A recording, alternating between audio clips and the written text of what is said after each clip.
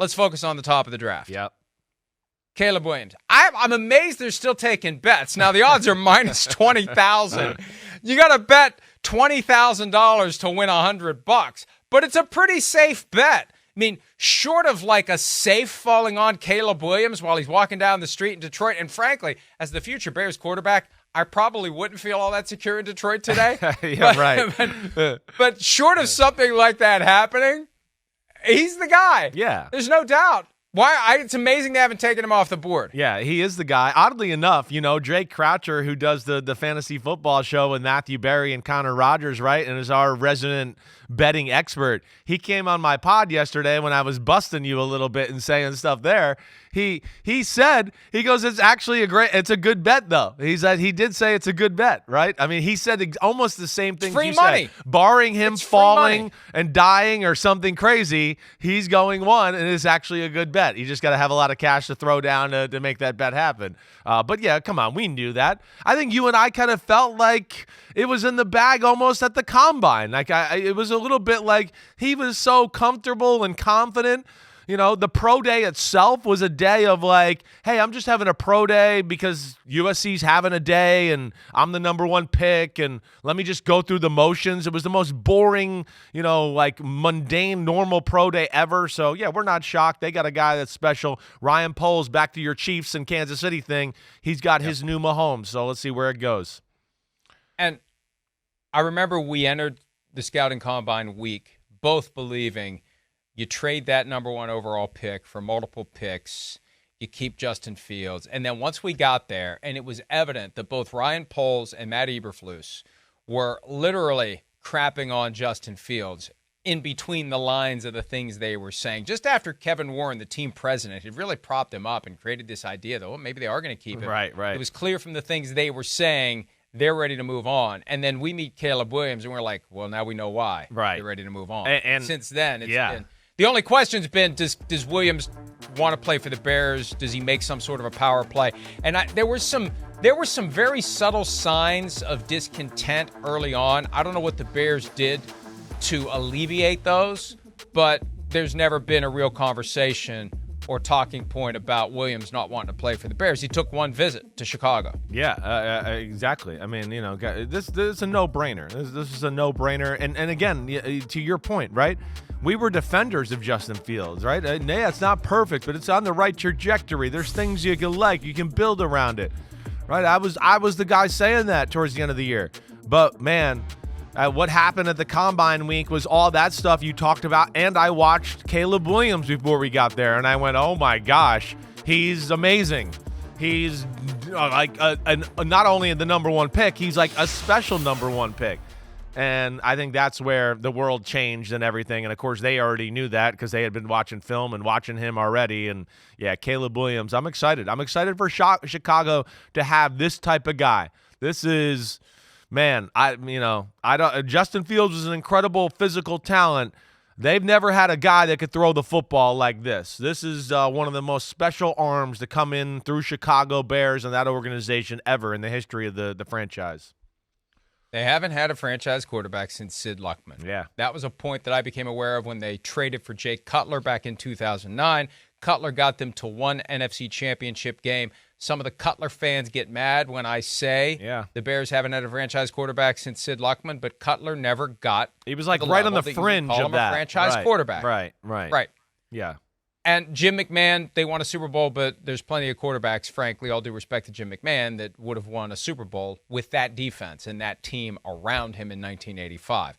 Sid Luckman, that's how long it's been for the Bears. So maybe this does turn everything around. By the way, the Bears are the first team in 45 years to hold the first overall pick in the draft without earning it the hard way by sucking or trading up for it that offseason. That same year. Or just like the Falcons did to get Mike Vick back in 2001. I remember that was a big surprise when they traded with the Chargers.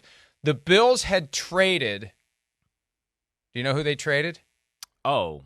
To get the number one overall pick from the 49ers? I think you know who they traded? He's been in the news. The juice, right. Yeah. Traded the juice right. in 78 for the future first-round pick. And that future first-round pick, courtesy of the 49ers going 2-14, became the first overall pick. So it was the O.J. Simpson trade by Buffalo to San Francisco that got the first overall pick. The Bills took linebacker Tom Cousineau, not to be confused with acting teacher Gene Cousineau. That's kind of a deep cut, a show that's not on anymore, but an excellent show on HBO. Chris doesn't know what I'm talking about. No. But who would the 49ers have taken at number 1 overall in 1979?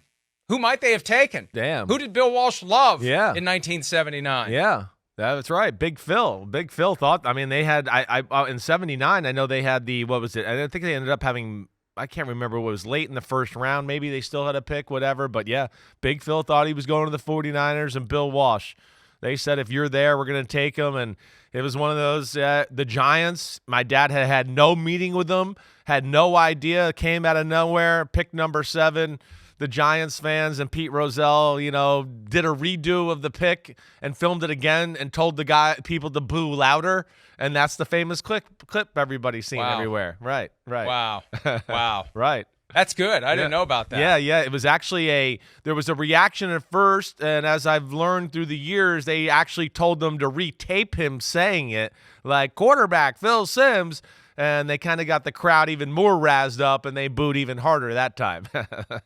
Is it because at the first time around the crowd was like, who the hell is I think that? a little bit. I think it was. That's kind of what I've been led to believe over the years. A little bit was like, everyone's like, who? Huh? I mean, yeah, what? I never heard of that guy. And then, they got a better reaction. And I don't know, maybe the guys in the back and Kristen could pull it up. It's probably out there somewhere. I don't know that we've been first overall to the 49ers, but I did see someone make the point in the past week that reminded me of our past conversations that O.J. Simpson trade might have contributed to Joe Montana and not Phil Simms being the quarterback of the 49ers. Right. How different your life would have been. Hey, dude, you wouldn't have existed. Your dad never would have met your mom. No, you're right. I mean, you're right. Think about that. Right. If the Bills don't trade O.J. Simpson, you exist because of O.J. Simpson. Well, yes. I mean, think about that. Right. Without O.J. Simpson, Right. there's a chance Chris Simms does not exist. Damn, right. I mean, there's so many funny jokes and improper things I could say right now, but I won't. I don't even know where to go. All right. I'm just, I mean, it's just weird. It is weird. People, I mean, I don't want to get too existential. I'd be really silver spoon if I was out there in San Francisco and my dad was there and getting that Joe Montana money. No, I don't know. I mean, I could have swam upstream still. You don't know. I mean, again, I could have got there. You know how biology works, right? Kind of, yes. People, everybody wants to win the lottery. I mean, think about it. The simple fact, and this just kind of fell out of the sky, but I do think about this from time to time. The simple fact that you even exist, you have won one hell of a freaking lottery to even exist as a human being. That's the original lottery that we all have won, everyone on the planet. Now, the prize varies from state to state and country to country, but just existing in and of itself, you've already won the lottery. Okay. Oh, we do have video of the Phil Simms draft. Oh, they got it. Do we have it. audio as well? Do we have the booing as well? Pete? I'm Is sure. it just video? Let's have a look. Well, he says we have it, so I get ready to throw it to it. And he's like, well, we're trying. We're trying. Well, you either have it or you don't. Yeah. All right, let's have a listen and a look at Phil Simms being drafted in 1979. And, of course, I can't hear it. Hopefully the rest of you can hear it. Can Chris hear it?